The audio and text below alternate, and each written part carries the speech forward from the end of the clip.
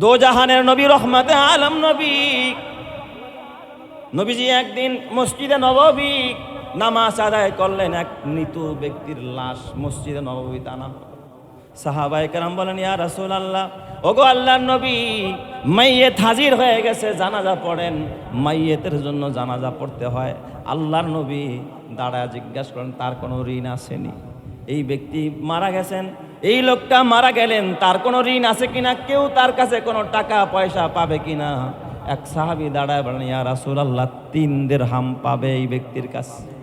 অমুক ব্যক্তি এই ব্যক্তির কাছে কয় দিরহাম পাবে? 3 দিরহাম।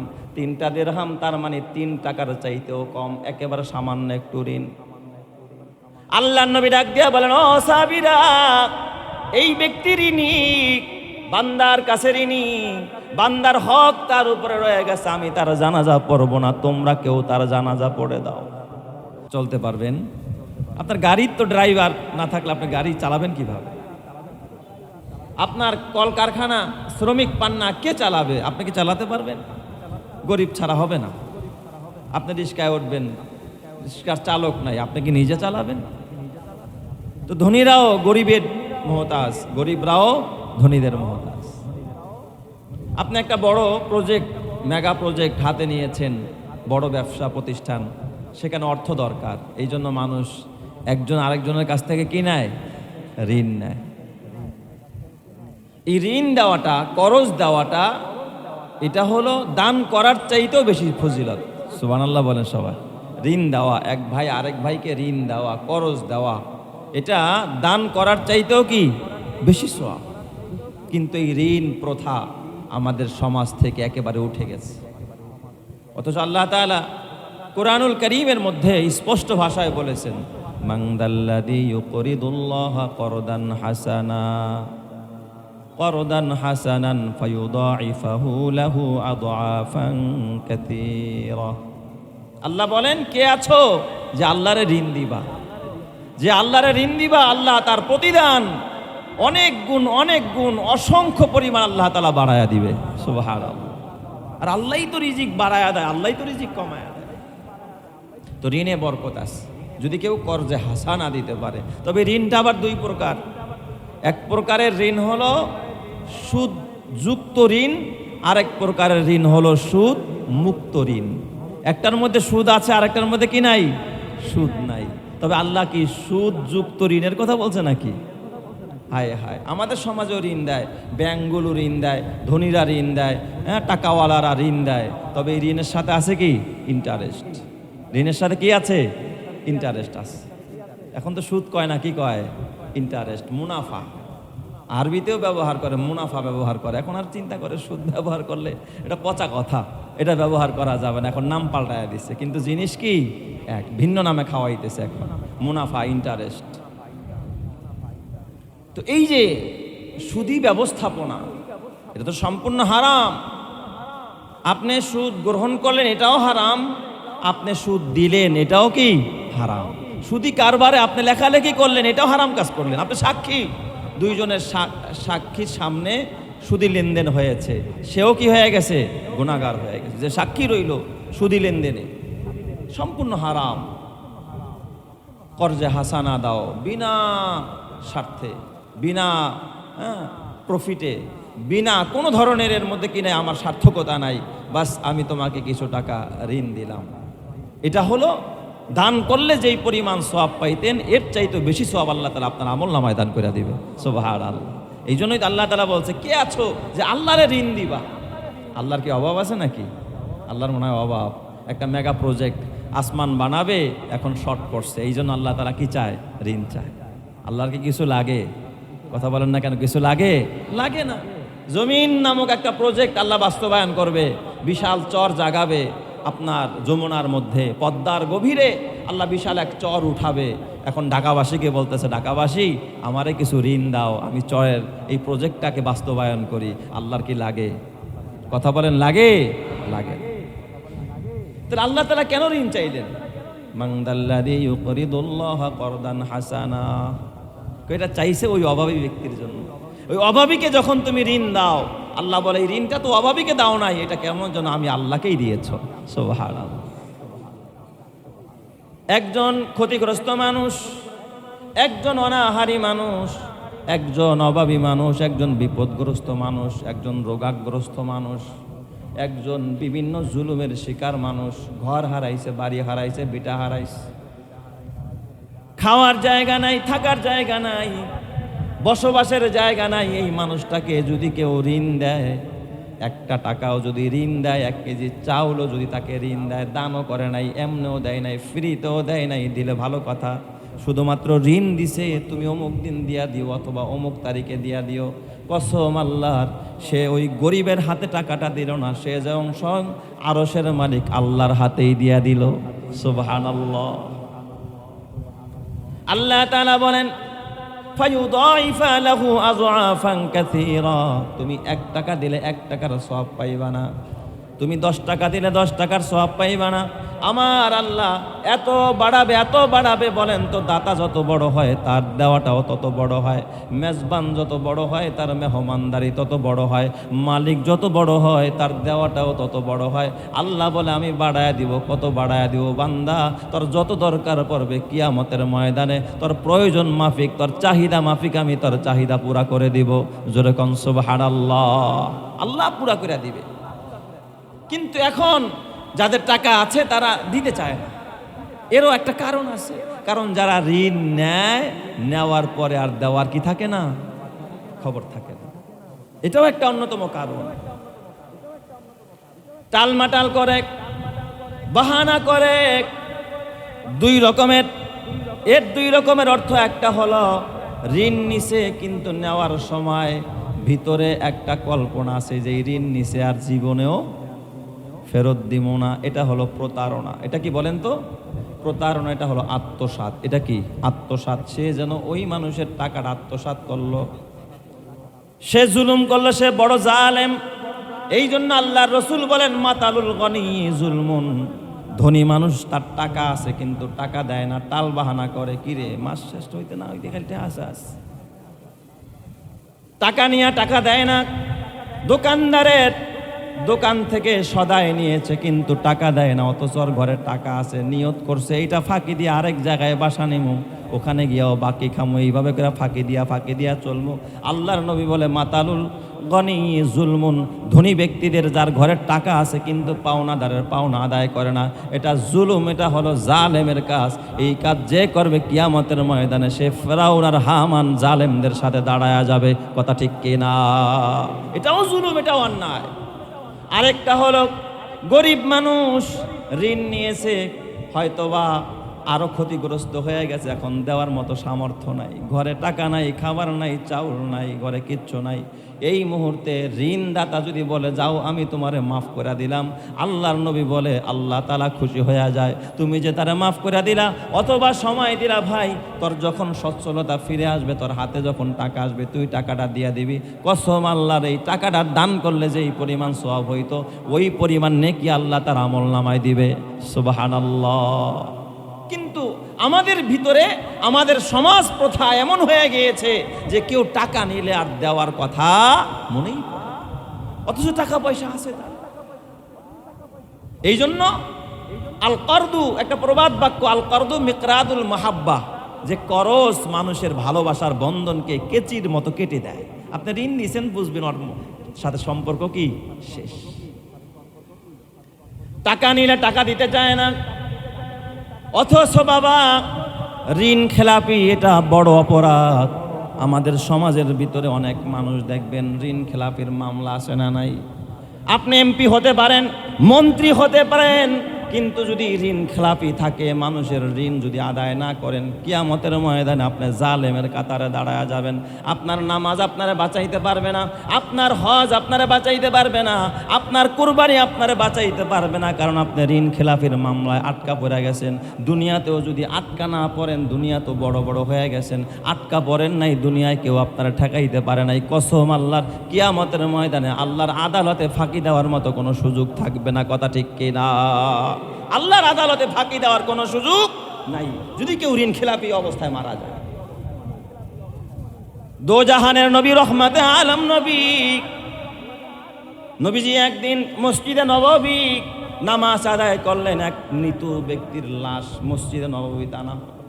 সাহাবায়ে কেরাম বলেন, ইয়া রাসূলুল্লাহ, ওগো আল্লাহর নবী, মাইয়েত হাজির হয়ে গেছে, জানাজা পড়েন। মাইয়েতের জন্য জানাজা পড়তে হয়।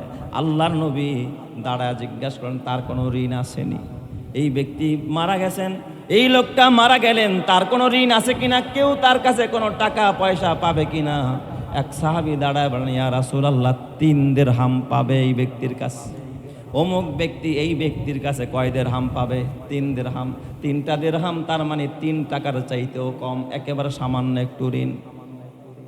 আল্লাহর নবী ডাক দিয়া বলেন, ও সাহাবীরা, এই ব্যক্তি ঋণী, বান্দার কাছে ঋণী, বান্দার হক তার উপরে রয়ে গেছে, আমি তার জানাজা পড়ব না, তোমরা কেউ তার জানাজা পড়ে দাও। এই ব্যক্তির জানাজা আমি পড়তে পারি না, কারণ সে ঋণ খেলাপি, মানুষের ঋণ আদায় করতে পারে নাই। কয় ঋণ কি রেখে গেছে নাকি? কয় না, ঘরেও টাকা নাই ঋণ দেওয়ার মতো।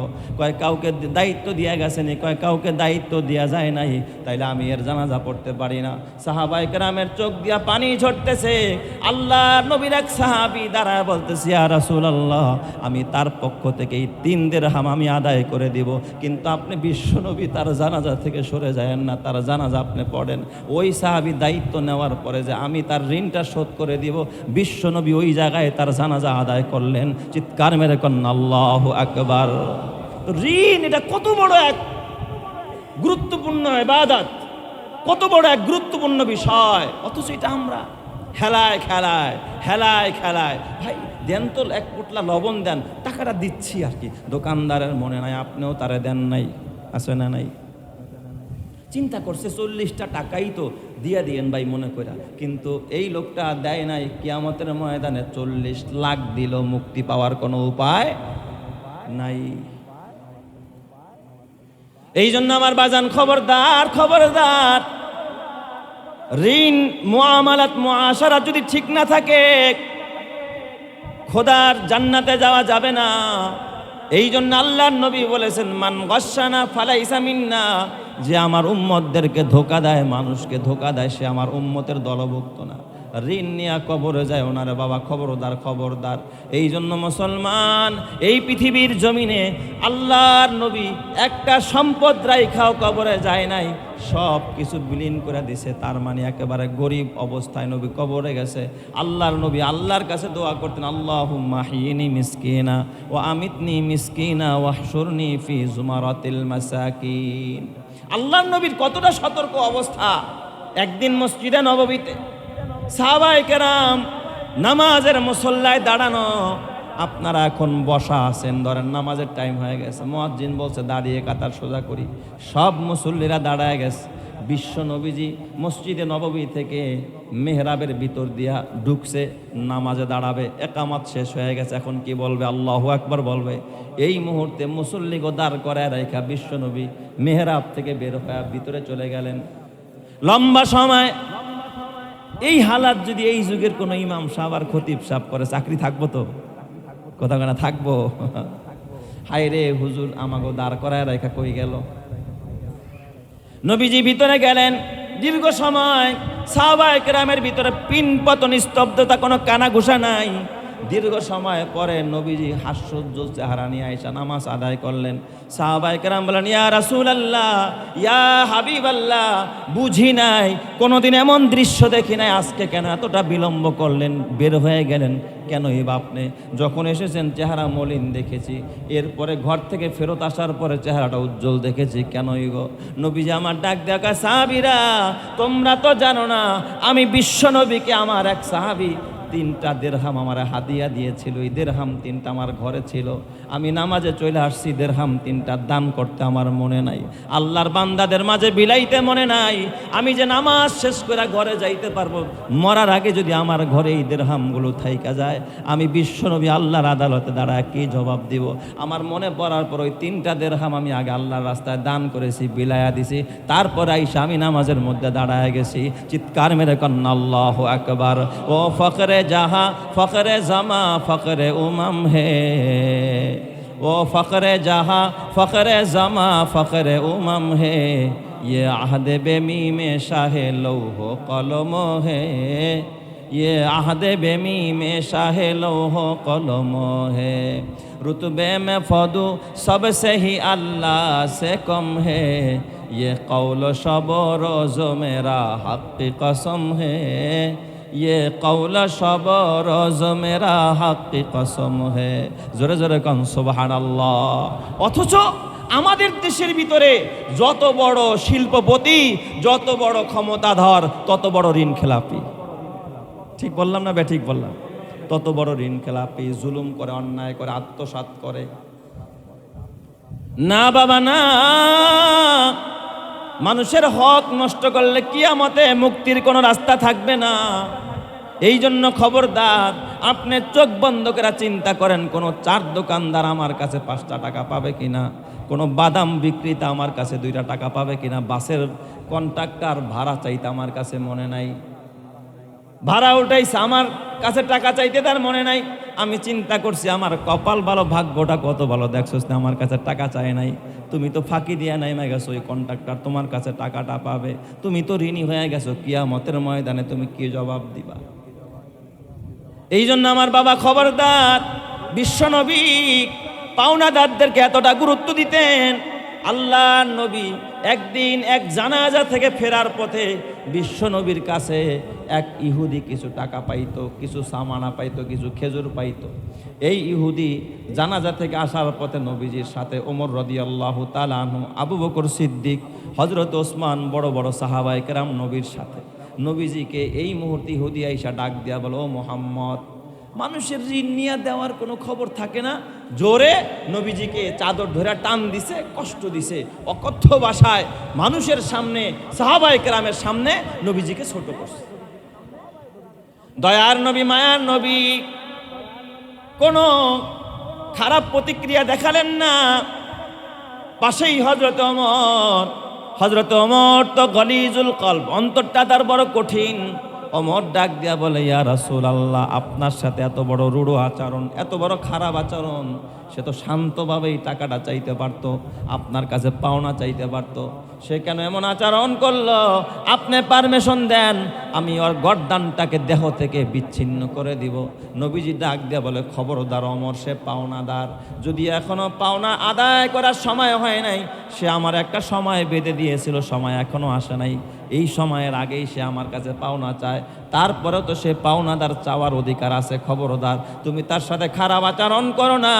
ও ওমর, যাও, ঘরে যাও, বাইতুল মালে যাও, শোনো, এই টাকাটা কিন্তু আমি আমার নিজের জন্য আনি নাই, এর থেকে যে টাকাটা নিয়েছিলাম সেটাও আরেক মুসলমান বিপদে পড়েছিল, আমি তার থেকে নিয়ে টাকাটা তারে আইনা দিয়েছিলাম, অতএব যাও, এটা কোষাগার থেকে আদায় করে দাও। আর তুমি যে তার সাথে খারাপ ব্যবহার করলা, এই যে তুমি যে কথাটা বললা, এই জন্য সে যা পাবে তার চাইতে দ্বিগুণ তারে দিয়ে দাও। জোরে কোন সুবহানাল্লাহ। যাও, তারে দ্বিগুণ দিয়ে দাও। হযরত ওমর বিপদে পড়ে গেলেন যে আমি নবীর পক্ষে কথা বলতে গিয়ে আজকে নবী আমার উপর আরো চাপায় দিছে, ডাবল দিতে কয়। তার মানে এখন কাজটা আমার উপরে, দায়িত্বটা দিয়ে দিছে। এই যুগের যদি কোনো মানুষ হইতো যে নেতার পক্ষে এতটুকু সাপোর্ট করত, বলেন তো আর পথ নিচের দিকে যাইতো না, আরো উপরের দিকে উঠতো, আর বড় পথ পাইতো। আর এই তো আমার অরিজিনাল কর্মী, যে আমার পক্ষ হইয়া কি করছে, ওরে শাসায়া দিছে। নবীজি ধমক দিলেন, ওমর সাবধান, খবরদার, এমন আচরণ করতে হয় না, যাও যাও, এই যে খারাপ ব্যবহার করলা, এই জন্য জরিমানা দিয়ে দাও, তার পাওনা তার ডাবল দিয়ে দাও। হযরত ওমর কোনো কথা নাই, নবীর নির্দেশ, ডাবল দিতেছে। ইহুদি সামানাগুলো হাতে নিয়া, ইহুদি জিজ্ঞাসা করে, ওমর, আমারে চিনুনি, আমাকে তুমি জানোনি, আমার নাম কি? কয়, না, তোমার নাম আমি জানি না, তোমারে আমি চিনি না, তুমি কে? কয়, আমার নাম অমুক, আমি ইহুদিদের বড় আলেম, আমি ইহুদিদের বড় পণ্ডিত, আমি তাওরাতের বড় আলেম। কয়, তুমি যাই না শুনা এই কাজ কেন করলা? ওই লোকটা ডাক দেয়া বলে, ওমর, আমার এখনো পাওনা আদায়ের সময় হয় নাই, তারপর আমি তাওরাত পড়েছি, আমি জাবুর ঘেটে ঘেটে দেখেছি আখেরি জমানার পয়গম্বর যে হবে, তারে যদি কেউ রাগান্বিত করে সে কখনো রাগ করবে না, তার উপরে কেউ জুলুম করলে প্রতিশোধ দিবে না। এই সব প্রমাণগুলো পেয়েছি, কিন্তু এই দুইটা প্রমাণ আমি পাই নাই, তাই আমি সময় শেষ হওয়ার আগে শুধুমাত্র পরীক্ষা করার জন্য দুর্ব্যবহারটা করলাম, দেখি সে আমাকে শাসায় কিনা, রাগান্বিত হয় কিনা। কিন্তু ওমর রে, আমি দেখলাম সত্যিকারের তাওরাতে যা পেয়েছি, জাবুরে যা পেয়েছি, কোরআনের মধ্যে যা আছে, আমি মুহাম্মদের মধ্যে হুবহুব তা দেখতে পেয়েছি। এই মুহাম্মদ সত্য নবী, আমার পাওনা দরকার নাই, ডাবল দরকার নাই, আমি তোমার কাছেও ক্ষমা চাই, নবীর কাছে আমার নিয়ে চলো, আমি এখনই কালিমা পড়ব, আর কালিমা পড়ে মুসলমান হয়ে যাব। চিৎকার মেরে কন্যা আল্লাহু আকবার। তাহলে এটা হলো ইসলামের সৌন্দর্য, আমার নবী পাওনাদারের সাথে কেমন আচরণ করেছেন। আর আমরা যেমন এখন হয়েছি, পাওনাদার যদি টাকা চায় কি কয়, তুই কি এলাকায় থাকতে চাস না? তুই কি এলাকায় বসবাস করতে চাস না রে? তুই কি এখানে আর দোকানদারি করবি না? এটাই শেষ। আর কি দোকানদারি করে খাবি না? এটাই শেষ। কিরে তুই এত টাকা চাস কেন? খবরদার মুসলমান, কিয়ামতের ময়দানে আল্লাহর আদালত আছে না নাই? দুনিয়ার আদালতে বিচার না হইলেও আদালত আছে একজনের, সে কে? আরো জোরে বলতে হবে, ওই আদালত কার? ওই আদালতে বাঁচার কোনো রাস্তা নাই, বাঁচতে পারবে না মুসলমান। আল্লাহর নবীর সাহাবী হযরতে আবু যর গিফারি রাদিয়াল্লাহু তাআলা আনহু একজন গরিব সাহাবী, একজন গরিব মুত্তাকি। তার মানে বিষয়টা এমন না যে আপনার টাকা আছে তো আপনি একেবারে শেষ হয়ে গেলেন না। কারণ মুত্তাকি দুই প্রকার, এক প্রকারের মুত্তাকি হলো ধনী মুত্তাকি, আরেক প্রকারের মুত্তাকি হলো গরিব মুত্তাকি। গরিবরাও মুত্তাকি হয়, ধনীরাও মুত্তাকি হয়। টাকা পয়সা থাকা সত্ত্বেও, ক্ষমতা থাকা সত্ত্বেও দেখবেন মুত্তাকি মানুষ আছে না নাই? আল্লাহকে ভয় করে, 5 ওয়াক্ত নামাজ পড়ে, হালাল পথে চলে, এমন মানুষের অভাব নাই। বহুত মানুষ আছে নিজেও হজ করে, আরেকজনের হজ করায়, দান করে, অকাতরে দান করে, মানুষকে বিলিয়ে দেয়। যেমন একজন ধনী মুত্তাকি ছিলেন হযরতে ওসমান গনি রাদিয়াল্লাহু তাআলা আনহু। বিশ্ব নবীর সাহাবীদের ভিতরে হযরতে ওসমানের বদান্যতা, ওসমান এত সম্পদের মালিক ছিলেন যে হযরতে ওসমান এত দান করছেন, এত দান করছেন। তাবুকের যুদ্ধের ময়দানে 40,000 সাহাবায়ে কেরাম তাবুকে গিয়া লড়াই করবে, 40,000 মানুষ। এই মানুষগুলো এত দূর সফর করবে, প্রায় 20 দিনের রাস্তা, প্রায় 1200-1300 কিলোমিটার রাস্তা তারা প্রায় দীর্ঘদিন সফর করে সেখানে গিয়া জিহাদ করবে। বলেন তো 40,000 মানুষ যদি 20 দিনের রাস্তা অতিক্রম করে, আবার জিহাদের ময়দানে গিয়ে আরো 10 দিন, 1 মাস থাকে, 40,000 মানুষ কয় বেলা খানা খাওয়ানো লাগে? অন্তত যদি ডেলি এক বেলাও তো যদি খাওয়াইতে যান। অথচ হাদিসের কিতাবে পাওয়া যায় তাবুকের যুদ্ধে 40,000 সাহাবায়ে কেরাম সারা দিনের তাদের খাবারের লিস্টে কি ছিল? উট জবাই করা লিস্টে ছিল না। তাদের জন্য কোনো গোস্তের আর পোলাও আর মুরগির ব্যবস্থা ছিল না। প্রত্যেকজন সাহাবীর জন্য প্রতিদিনের জন্য মাত্র 2টা খেজুর বরাদ্দ ছিল। 20 দিনের রাস্তা অতিক্রম করবে, সারা দিনের খাবার মাত্র 2টা খেজুর। তারপরও বলেন 40,000 সাহাবায়ে কেরামকে যদি 2টা করে খেজুর দেওয়া হয় তাহলে কত হাজার খেজুর লাগে? 80,000 খেজুর লাগে। 80,000 খেজুর গরিব মানুষ কোথায় পাবে? এই যুদ্ধে হযরত ওসমান রাদিয়াল্লাহু তাআলা আনহু কত বড় মুত্তাকি, ধনী মানুষ, শিল্পপতি ওই যুগের, কিন্তু কত বড় মুত্তাকি, কত বড় তাকওয়াবান। হযরত ওসমানের ব্যাপারে আল্লাহর নবী বলে, আমার ওসমান ওই একটা যুদ্ধের মধ্যে হযরত ওসমানের যত উট ছিল তার থেকে 1000 উট আল্লাহর রাস্তায় দিয়া দিয়েছে। সুবহানাল্লাহ, কত হাজার উট? 1000 উট দিয়া দিছে। উটকে বলা হয় মরুর জাহাজ। এই যুগের একটা পাজারো প্যারারো গাড়ির মতো দাম একটা উটের দাম। এই রকমের 1000 উট হযরত ওসমান দিয়া দিছে। নগদ স্বর্ণ মুদ্রা হযরত ওসমান এত দিছে, আল্লাহর নবী ওসমানের দানগুলো নাড়াচাড়া করতেছিলেন, আর নবীর চোখ দিয়া গাল বেয়ে বেয়ে পানি পড়তেছে।